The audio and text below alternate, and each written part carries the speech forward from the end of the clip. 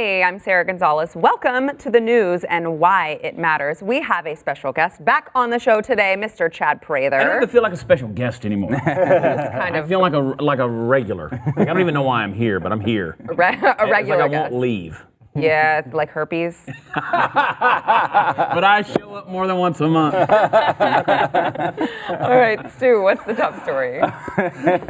Beyond the herpes joke, we're going to go with Steve King. Let's talk about Steve King today. All right, okay. I like the herpes joke. No, it was solid. It was solid. I just didn't expect the VD's material coming from you. That's fantastic. You know, Theresa May and Brexit just got voted down, hammered in Britain, but that's not real news. We're going to talk about 2 all-beef patties, special sauce, lettuce, cheese, served up by the president himself at the White House for Clemson football. Oh, man, I can't wait to hear why that matters.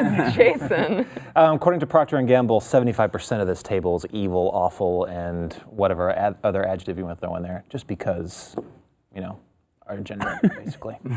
I, for one, agree. Really? Completely. For different reasons.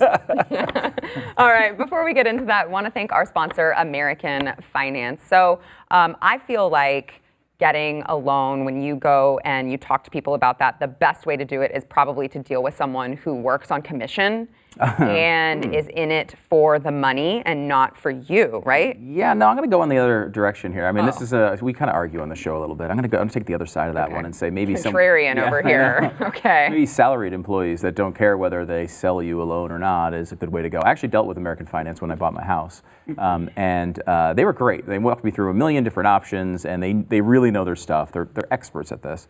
But beyond that, they don't. I mean, I'm not going to say. They would not like me to say that they don't care if they get your business or not. That's not what I want to say. But like, it's not the main thing to them. I can tell you this for sure because we went to the end of the loan and they had a couple really great options. And at the last minute, I kind of got a last minute bidder from another company, and I took it to American Finance, and I said, look, they gave me this deal here, the details on it. They're like, look, if they're willing to give you that, I just take it. And they actually sent me to the other company. They're the people who understand the business. They don't live and die by whether they sell you their loan. They want you to get a good deal. I mean, this is your biggest investment. You better do it right. Yeah. So you can go to AmericanFinancing.net or you can call 800-906-2440. If you're looking to buy or sell a house, you just need a loan. AmericanFinancing.net. All right, Steve King. Yes, let me start with the disclaimers on this particular topic. Good. Yeah, okay, good. Thank you. Great idea. Okay. First of all, I am predisposed to constantly look for I don't like calling people racists. I don't like damning people to eternal hell for things that they say. So I do always, and this includes Democrats, and I do it all the time on the show, and people hate it when I do it, is trying to find a way that actually I see what they were trying to do there, or trying to understand. Because most of the time, I feel like people aren't pure evil. So that's number one. Number two, I think it's fair to look at the entire experience with Steve King, who we've dealt with, we've had on the show a bunch of times, and generally had good dealings with. I really thought that he went off the rails with his Toronto mayor endorsement, which he did last year. I mean, there's other people saying, I don't know every little story about Steve King, but when I saw that seemed borderline bonkers to me, and I don't know what he was doing. So look, I think it's fair to look at this and say, maybe Steve King might be a racist, right? Like it's not a crazy idea. Usually, because the media accuses conservatives of being racist all the time, and it's hard to know when you're supposed to take it seriously. Well, Donald Trump, meaning at this point. Donald Trump is creating the wall for him is about being pure. Right, exactly. And the reason why Steve King was interviewed there, of course, this is separate from my point. The reason why he was interviewed is because Steve King was saying things like, I kind of market tested Donald Trump's policies for the last 10 years. And so they want to say, okay, he's racist. We can say that it's Donald Trump is racist. It's all about making Trump look bad. They don't care what Steve King, they don't care. And that's kind of part of this that bothers me. But let me tell you where I come from on this a little bit. On this particular incident, throw out the rest of his history for a second. I have a problem squaring these two things. If you are a proud white supremacist, you say exactly what Steve King said to the New York Times. Here's the quote. We have it here. White nationalists, white supremacists, Western civilization. How did that language become offensive? Mr. King said. Like, if you're a proud white supremacist, you say exactly that to the New York Times, right? However, you don't say what Steve King has said since, which is saying it's an evil ideology. He doesn't believe it. He thinks it's terrible, right?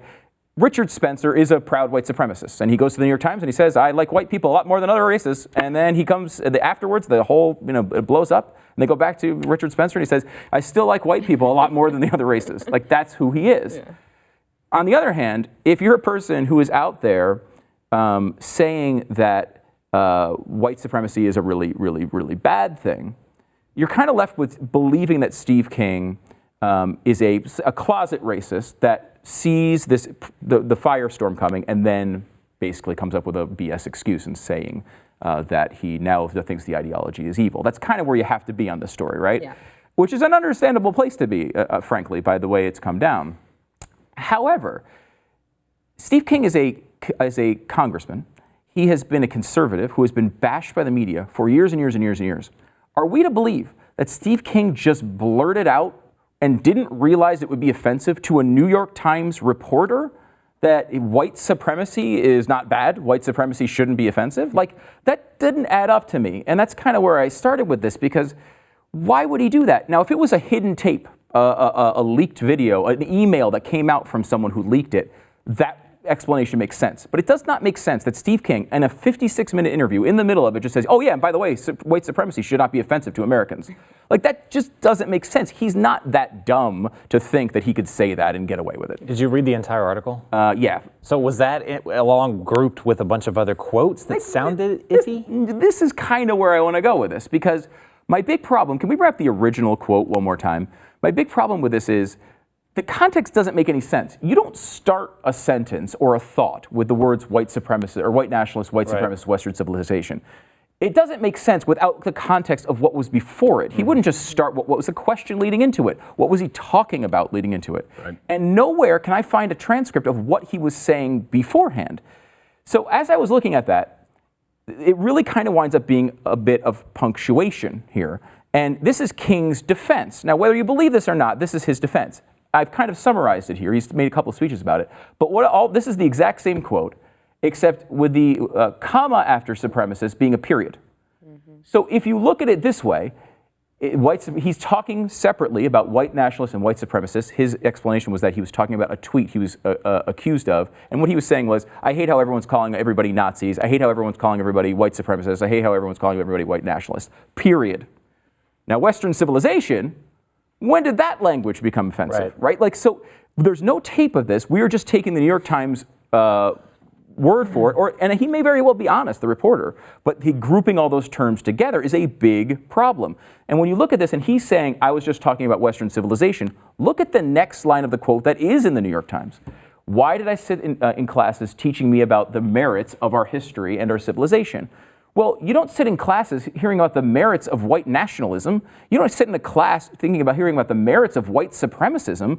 You do sit in classes where you hear about the merits of of Western civilization. That's a very normal name of a class. There are textbooks all over the place called Western civilization. It's a typical thing. And like I have a problem. We can throw him out for previous actions. Like you can very mad at Steve King for that. I mean, the thing with the Toronto mayor, I think, was a real problem, and I really didn't like it, and I don't understand what the hell he was doing. And it may be the easiest explanation here is that he just is a really bad guy, and we never saw it. However, with something like this, where you're going to take a guy out of all of his committee assignments, and he just got voted down 424-1 in the House. This just happened a couple hours ago. And saying how bad he is and how bad white supremacism is. By the way, the one vote, not Steve King. That's what I was going to ask. Yeah, Steve King actually voted for it. One Democrat voted against it because it said it didn't go far enough. So that was the thing. But if you're going to do all that, like, how are we not at least demanding to see the transcript of the previous 3 or 4 sentences? But that's happened, right? Like, they've asked for audio tapes, or and yes. It has not been provided. There is no audio tape, apparently. Which most high-end journalists use audio tapes on that. You'd think so. Or if not, at least extensive notes. So you'd at least be able to see some context. But in my opinion, I completely agree with you, Stu. I thought I was literally the only person on the planet who was. No, I totally agree, because this is the equivalent of, I don't know, someone claiming rape when it didn't happen. You know what I mean? And the claim is enough to get that person's life destroyed. Okay, you find out later. Then it didn't happen. Yeah. He said he said it. He just didn't mean it in in that that context, way. which is another way of saying I didn't say that. Yeah. Right. But So those words were said, but not in that context. Right. Completely. You know what I'm saying? Like, this is insane. So in that case, like, let's say if it was a rape case, you would have a trial. You would demand to see all the evidence surrounding it, and then we'd find out the truth. The burden of proof is on the New York Times right now. This is seriously. You know, this is impactful. This is going to destroy this guy's career. You have to show what that context surrounding this was. Otherwise, don't forget, we live in the 21st century when you're guilty before proven innocent. So that's we've seen that over and over again. And that's what this is. Yeah, it is. He came out. His defense was that he was talking about Western civilization. However, context is king, but context of the bigger picture is king as well. When you deal with Steve. Context is king. Yes. You have to remember this is a guy who was a congressman from Iowa who kept a Confederate flag on his desk for years. He wasn't in the Confederacy, he was in Iowa. So it looks bad when a guy comes and says we should electrify the top of the fence on the southern border because it's always worked with livestock, you know, so we can deter people from coming over. When you put it in the context of other things So Steve bad. King has said over the years, it gets a little rough. So it's pretty easy to take that out of context and say but also it's makes just him a another target. thing. Yeah. But also makes him an obvious target. It does. Like, these things are known. Like, I think he's also called immigrants dirt. I think was a few other. There's been some he bad- said some errant He's been things. strong about how we should not, you know, resupply. What is it? What I'm paraphrasing. We shouldn't resupply our population with babies from somewhere else. You know, these kind of things. And those, and look, pretty strong. I think there is you can easily have problems with Steve King, and a lot of people do.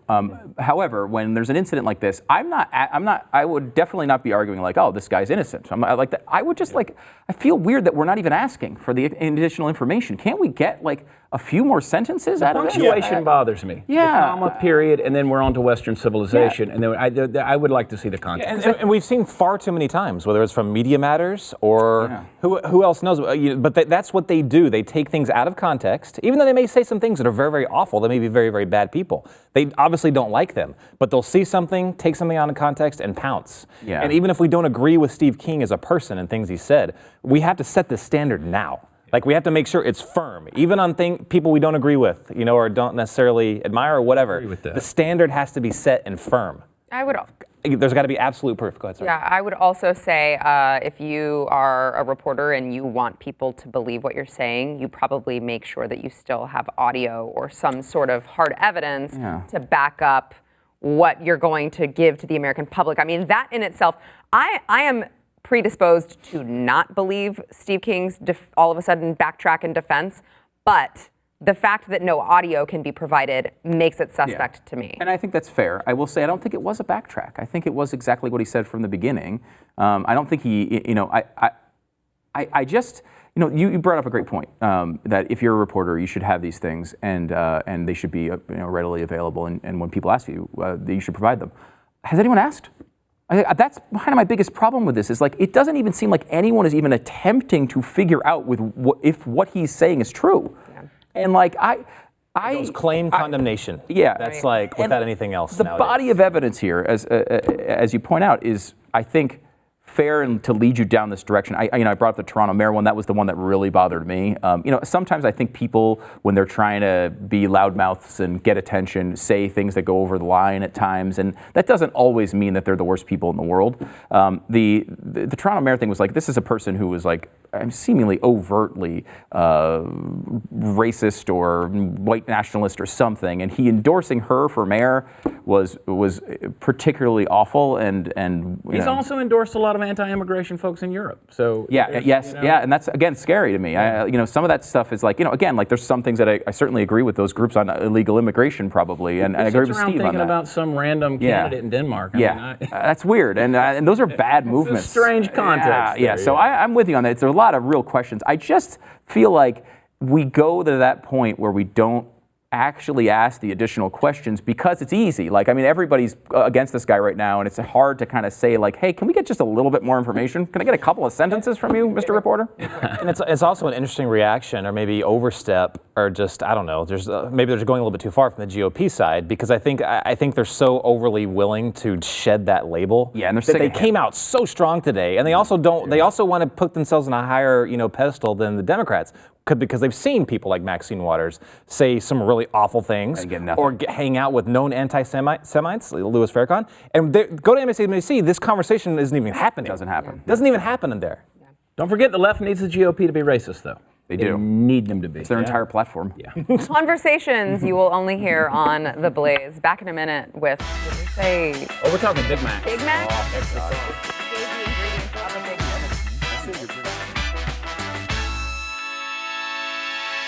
Just that one. Before we get into Big Macs, want to thank our sponsor, Relief Factor. I feel like it should be Riduzone talking about Big Macs, but so Relief Factor, I use it. I know Glenn uses it. I know Jason's tried it, but it's for people who maybe you've reached the age where you're just kind of in pain all the time because your body is like, oh, I'm old. Or maybe... Is that what your body says? My body says that all the time. Does yours not? Oh, no, it pretty much does. Or maybe you're also like me and you got in some sort of an accident. I was in a car accident and just completely messed up my neck. Actually, as a side note, I remember it messed up my knee too, and I was not even 30 at the time, and the doctor was like, well, I mean, maybe you just don't run on concrete. You're not 18 anymore. And I was like, excuse me, did you just call me old? Well, remember, every second of your life is also the oldest second of your life. That's depressing. It's depressing. Wow. So if you're getting old like all of us, you've just got aches and pains, you need to go away, you need to try Relief Factor. It's 100% natural, drug-free, and it basically attacks inflammation. It attacks the pain at the inflammation level, which is something that Big Pharma just cannot do properly. 70% of the people who try the 3-week quick start pack go on to keep buying Relief Factor. It's working for them. It can work for you. Try it. It's $19.95. You can get that 3-week quick start at relieffactor.com. If it works, you're out of pain and it changes your life. And if it doesn't, you're out $20. To me, that's worth the gamble. Relieffactor.com. All right, Chad, Big Macs. Let me tell you something about extra value. So in the land in which we live, where the president can do no right, the Clemson Tigers won the college national championship by beating the Alabama Crimson Tide 44-16. Great game. My late father, who passed away almost a year ago, was class of 1964 from Clemson. So I know somewhere Dad is smiling. However, the president, as usual, hosted the championship team at the White House, and because of the government shutdown, many of the chefs, caterers, servers are on so-called furlough. So out of his own pocket, President Donald Trump bought 1,000 hamburgers, pizzas, Wendy's, McDonald's, Burger King. He wanted to buy American fast food because, hey, they're college kids. Sure, they'll enjoy that. And so he gets on Twitter, as he is known to do, and he says, they came in, they're big eaters. We bought them, and he had a typo, hamburgers instead of hamburgers. So, of course, the president is now being accused of not only being illiterate, but how dare he assume that college kids would want to eat fast food. I don't know where people think that freshman 15 comes from, but it comes from fast food and alcohol. I can tell you from personal experience. Of course, everybody came out, everybody's triggered. You see the quote from Reggie Bush there on Twitter, "You deserve better, world champs, this is the honor you receive." By the way, Trevor Lawrence, who's not only an outspoken person of faith as a Christian, he's the true freshman quarterback that led them to the championship. He said it was great. Yeah. It was delicious, it was great, we had a blast, we had fun. And of course, you're eating Big Macs at the White House. I, being on the keto diet now for the last 2 months, having dropped, thankfully, 18 pounds, nice work. Eating fat, Yeah. I miss Big Macs. I do. And it's the sauce and the bread and all that stuff. You could take the meat off of it at this point, Sarah. I want to go to the White House, Mr. Trump. This is the most ridiculous thing. The response was the most ridiculous thing I've ever seen. They were actually trying to fact check this thing. They just couldn't wait to fact check the president on feeding the Clemson football team.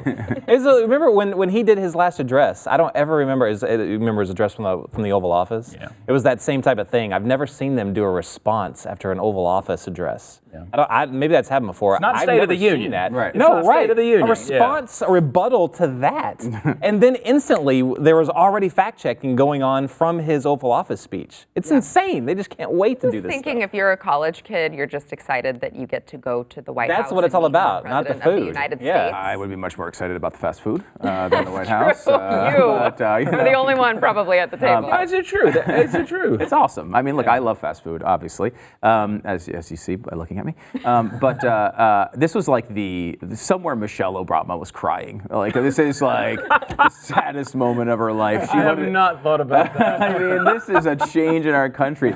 I think he's trying to lure her into the race. I think this is what this is all about. Look how beautiful that spread is. They got the sauces and the sandwiches, whatever you want. Look at these kids are stacking them up. Oh, I love it. I mean, they're stacking them up. These kids are serious about this. I did appreciate that he apparently took the time and thought to get all the different kinds of sauces. I want to know What if someone doesn't like barbecue? Then they can have the honey mustard or whatever. I think that's thoughtful. I like the salads. Like, no one touched Who those had the salads. salads? Nobody Those. touched them. Yeah, well, you didn't go. Crazy. But that would be me. I love it, though. I do too. I think it's legitimately my favorite moment of his presidency. Like, I mean, I like Gorsuch, tax cuts, all that stuff. Like, forget it. I love the fast food. I think all state dinners should go like this from now on. I think they should just get rid of the entire staff, and this should happen every time. I love it. And this is exactly something that I could see Bill Clinton doing. Like, this was what he was known for. Oh, like and he would've stopping been into Mickey D's. praised for it. Oh my gosh, man of Oh the my people. God. Yes. Can you imagine if Obama had done it? He would have just been the coolest guy. No, we're playing pickup basketball out back. And eating a Big Mac at the same time. Remember the beer summit? Remember that whole thing? That was just him being cool. It was no big deal. Yeah, it was laid back. It was a picnic table. No problem. This is awesome. I think everybody liked it. Lawrence, I mean, the guy's going to make $1 billion in the NFL. I mean, so that's a whole other thing. But I mean, I think it was a really cool moment. Actually, I thought he handled that really well. Smart. I think it's great. Yeah. Well, and I just think it's interesting.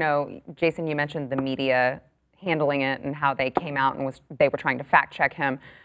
I just think it's so interesting that they do that to Trump for purchasing McDonald's for football players, but the Democrats are out partying with lobbyists in Puerto Rico, Bob Menendez with the shirt off on the beach, and no one wants to say anything about them not being for the people, even though they're saying they're a party for the people.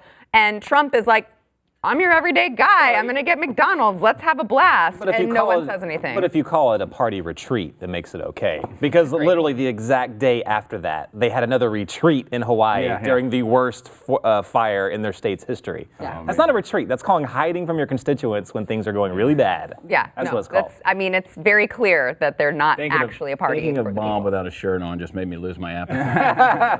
That's disgusting. Do we have the picture of Trump one more time at the table? Do we have that available? And they ate it on silver platters. I know, that was too. kind of That was great. That Look at made this. the entire thing. I mean, Someone, this is great. someone pointed out it looked like the Hamburglar got elected president. Listen, and they're lighting the candles and the whole thing. If you can't get the sense of humor in this right here, great. you have a problem. I love it. It's so You have a great. problem. Great moment for Trump. I mean, it really endears him, I think, to people. I mean, the average person thinks that's hilarious. I went to a wedding once where they had, instead of a big giant wedding cake that cost $5,000, they had giant stacks of tasty cakes. Yeah. And my wife and I had pies. We just had like apple pies and stuff, and then whatever you wanted. we still talk about it because it was just like something fun and different, and like it probably was cheaper, but still it was just fun. It was just fun. You go up and grab as many whatever Twinkie type things, whatever the tasty cake has that you can get, and it was fun. Yeah. Real life. Yeah. Relatable, unlike the Democrats over there on Puerto Rico beach. All right, back in a minute. Just kills I me. want a Big Mac so bad. That's a good point. I mean, they didn't do any. I have a confession to make. I sit here and I tell people to subscribe to blazetv.com and download the app and all of that. And I've subscribed on my computer, but I completely forgot to download the app, and then I did, and I was like, oh, this is awesome. I knew it was like really cool, but I didn't realize how awesome it was. So now this is me telling you, from personal experience, go to blazetv.com, download the app on your phone. You can get $10 off of an annual subscription right now by using promo code NEWS. Things truly are heating up. We have got a huge lineup for you guys, and it just keeps getting better and better. So blazetv.com, promo code NEWS. When are you I've been doing subscribing to both Blaze and CRTV for over a year, so I was happy when they came together because So I love the one bill. personalities that are on there, and so I'm on the road all the time. I love having the app because I can sit there and in the airport and I can watch it right there from a mobile device and things like that. And I know you keep picking on me about like, when am I coming? When are you joining? Why come? I mean, you're inviting me. I just get to hang out. Can I? I've never invited myself to anything. Can I come on the show tomorrow? Yes. Okay, I'm gonna make a big announcement tomorrow. A big announcement tomorrow from Mr. Chad Prather. Right here on the News We'll and see Why you in Matters. overtime. Oh, Clemson.